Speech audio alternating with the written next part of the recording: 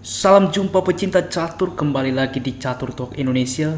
Dan kesempatan ini adalah suatu penjelasan atau entertainment yang perlu kita ketahui bersama, yaitu Ali Reza kontroversial dengan panitia Tata Steel Master 2021. Bagaimana kejadiannya kita akan membahas di permainan ini di ronde terakhir 13 antara Ali Reza Firauja menghadapi Radu Slawojajek yang berakhir remis. Dan untuk itu, saksikan sampai akhir karena di akhir video saya akan menampilkan cuplikan video bagaimana kejadian tersebut terjadi. Untuk itu, tetap di Catur Talk Indonesia.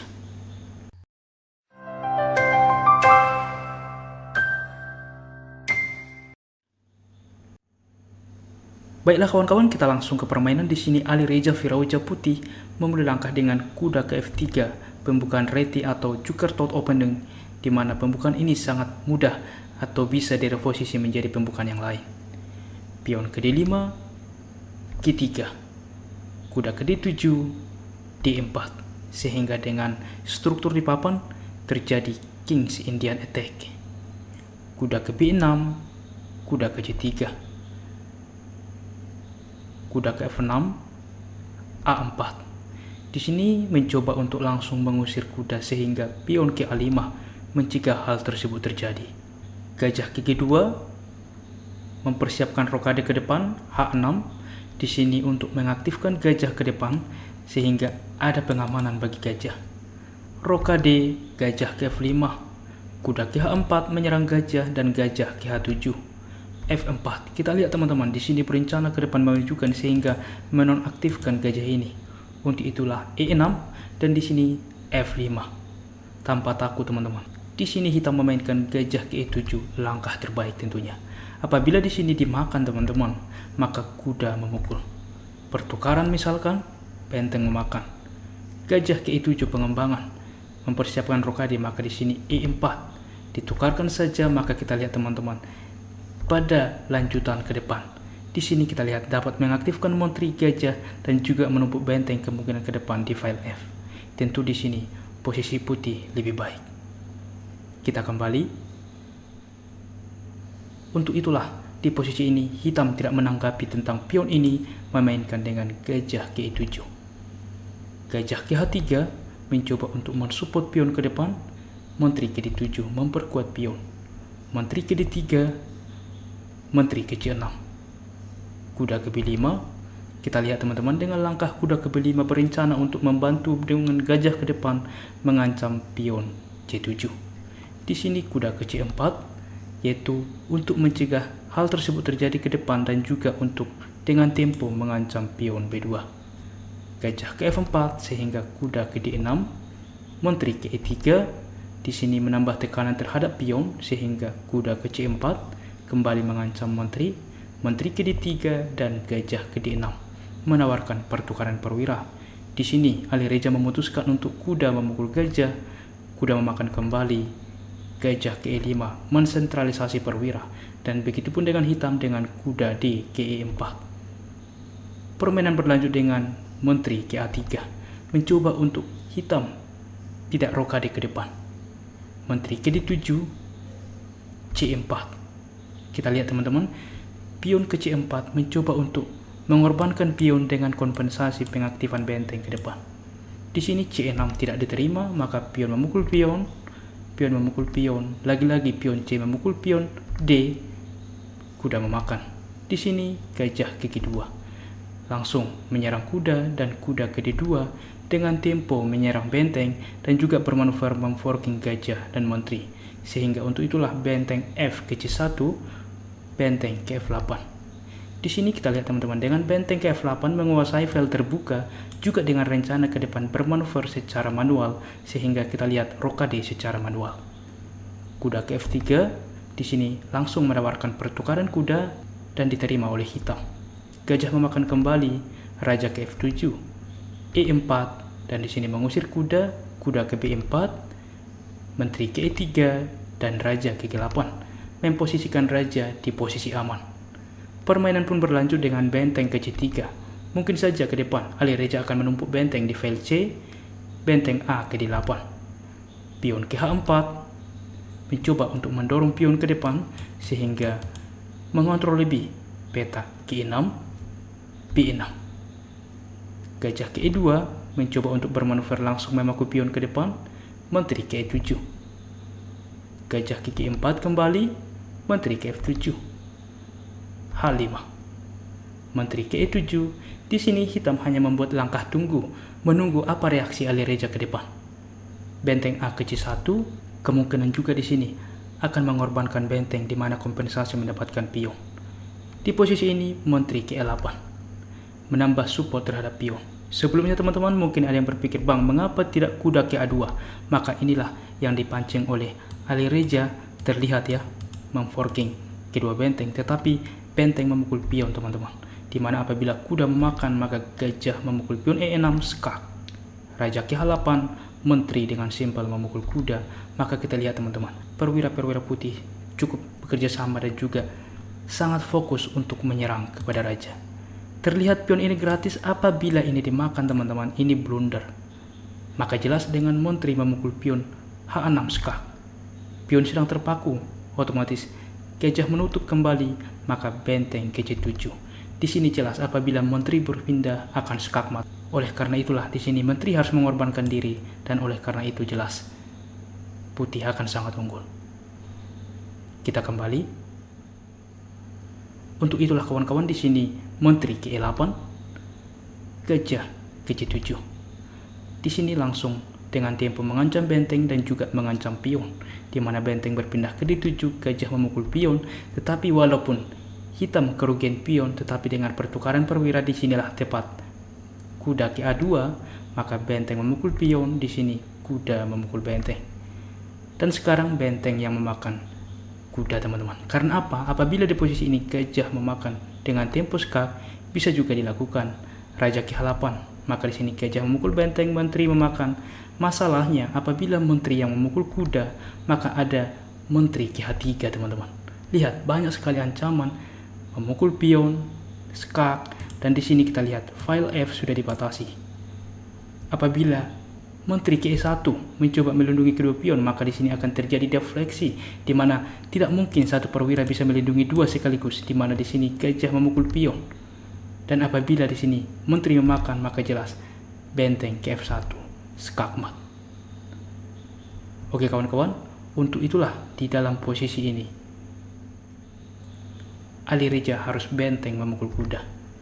Permainan pun berlanjut dengan benteng ke B7, langsung mengancam gajah ke C5. Di sini dengan tempo mengancam benteng sehingga benteng ini tidak mungkin langsung bisa memukul pion. Benteng F ke F7 menyelamatkan diri, B3. Di sini menteri melindungi pion. Benteng F ke C7 mengancam gajah ke depan, benteng ke E1. Benteng ke C6, gajah ke E2. Di sini bermanuver untuk ke peta strategis memaku pion terhadap raja. Menteri ke B8, terlebih dahulu gajah ke B5 mengancam benteng, benteng ke C8, barulah gajah ke C4. Raja berpindah ke H8, tentunya tidak mengambil risiko ada ancaman ke depan.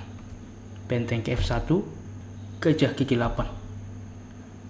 Raja ke G2, di sini kita lihat sebelumnya ya, bahwa ada ancaman menteri terhadap pion ke depan.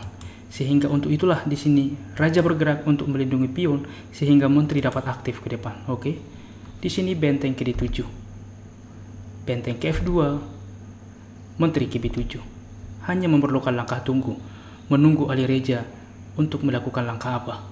Karena memang jelas di sini hitam hanya butuh draw teman-teman. Benteng ke E2, menteri ke C7. Gajah ke A3, di sini mencoba untuk bermanuver ke B2 langsung menusuk ke sayap raja, menteri ke B6. Di sini mengancam pion dua kali ke depan sehingga gajah ke B2 juga, gajah ke H7. Menteri ke F4, gajah ke G8. Hanya bisa bolak-balik. Dan di sini hitam sudah sangat sepakat ingin bisa draw. Tetapi Alireza akan selalu berusaha untuk membuktikan bahwa dia salah satu turnamen atau kandidat terbaik di turnamen ini. Di sini menteri ke G4. Tapi sebelumnya teman-teman bahwa dibahas juga secara live, D5 adalah opsi yang bisa dilakukan. Apabila pion memukul pion, pion memukul pion. Terlihat ya mengorbankan pion. Tetapi apabila di sini gajah memukul pion, dengan tempo skak, maka gajah memukul gajah, benteng memakan gajah, maka ada gajah memukul pion skak, teman-teman. Karena apabila raja memakan, maka di sini menteri gigi 4, maka perwira hitam pun akan hilang. Dan di sini pun komputer menunjukkan putih lebih baik. Namun rupanya kita kembali. Di posisi ini Ali Reza memainkan dengan menteri gigi 4, benteng gigi 8. Gajah kecil 3, menteri kecil 6.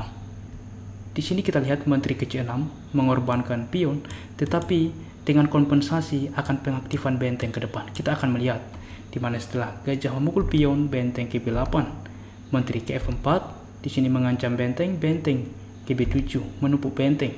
Mungkin saja ke depan akan mengorbankan bentengnya dengan gajah dan pion. Di sini untuk itulah menteri K3 tidak membiarkan hal tersebut terjadi, tetap mensupport pion. Di sini menteri K8 mengancam pion yang ada di H5 sehingga G4, menteri ke D7. Menteri G3 di sini untuk mensupport pion ke depan tetapi mengorbankan pion, di mana dengan kompensasi untuk mengaktifkan gajah ke depan. Di sini memang cukup lama hitam untuk memikirkan langkah ini. Ia memutuskan dengan menteri memukul pion. Tentu ini langkah terbaik juga. Gajah kecil 3, menteri ke D1, benteng ke D2. Saya akan menjelaskan di posisi ini, teman-teman. Tepat di posisi ini adalah 60 langkah. Setelah benteng ke D2, ini adalah 60 langkah di mana akan terjadi pergantian time control, artinya penambahan waktu kepada kedua pemain. Dan tepat juga di posisi ini, panitia datang menghampiri meja Ali Reza Firoja untuk memindahkan mereka bermain. Oke teman-teman, karena apa? Kalau tidak salah ya, mereka bermain di sentral, di mana tempat meja mereka bermain akan ditempati oleh Jordan Van Foreest dan Anis Giri yang akan melakukan tie break untuk memperebutkan juara 1 dan juara 2. Dan di sini Ali Reza Firoja tentu secara psikologi membuat moodnya sangat jauh berkurang, bukan? Di mana tiba-tiba dalam fokus permainan dia disuruh berpindah, dan kita akan melihat di video nanti bagaimana reaksi dia, sehingga di posisi ini fokus dia jelas berkurang. Kita tidak bisa membayangkan apabila di posisi ini Garry Kasparov ya, atau Magnus Carlsen, bisa-bisa meja akan ditendang, bukan? Tapi kita tidak tahu apa alasan di balik itu dan bagaimana kesepakatan mereka. Tetapi intinya di sini Ali Reza tidak mau berpindah, tetapi ia menyetujui. Tunggu sebentar dan kami akan menyelesaikan permainan. Kira-kira seperti itu, di mana di sini menteri masih berlanjut ke B1, menteri ke F4. Kita lihat teman-teman, di sini ada ancaman ke pion H6 ke depan. Maka coba kawan-kawan, Anda pause video ini, satu-satunya langkah dari hitam untuk tetap membuat permainan ini draw. Bagaimana kawan-kawan? Selamat bagi yang menemukan dengan pion ke E5. Jelas mendiskoneksikan dan juga menukarkan gajah ke depan, di mana setelah gajah memukul pion, di sini gajah memukul gajah. Kita lihat teman-teman, apabila ke depan dimakan tentunya pion ini sudah ada tempat pelarian raja dan benteng melindungi pion. Untuk itulah teman-teman, di sini pion memukul gajah dan tepat setelah posisi ini mereka sepakat draw. Bagaimana permainan ini? Sungguh sengit ya. Ali Reza Firoja sudah sangat berusaha untuk bisa memenangkan permainan ini dan maju ke tie break untuk dapat menduduki peringkat yang cukup bagus di turnamen ini. Tapi apa boleh daya, dia merasa terganggu dan tidak dapat fokus untuk bisa memenangkan permainan ini. Tapi secara komputer, dari posisi-posisi sebelumnya, posisi Ali Reza lebih baik teman-teman. Dan berikut adalah cuplikan videonya. Selamat menyaksikan. 15 minutes on the clock. I have a feeling that the situation is a bit tense.